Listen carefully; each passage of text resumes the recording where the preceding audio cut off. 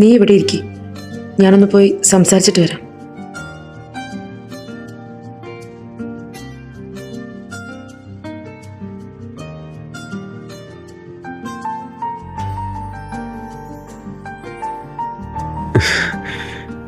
Hi.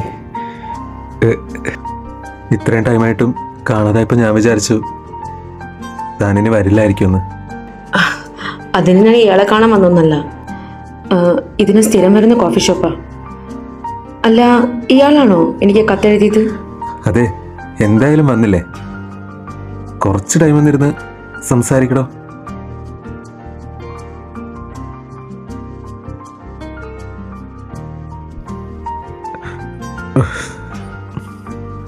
അല്ല, എന്ത് തൻ്റെ ഉദ്ദേശം? ഉദ്ദേശം ഞാൻ ആ കത്തിനകത്ത് എഴുതിയിട്ടുണ്ടായിരുന്നല്ലോ. എടോ, എനിക്ക്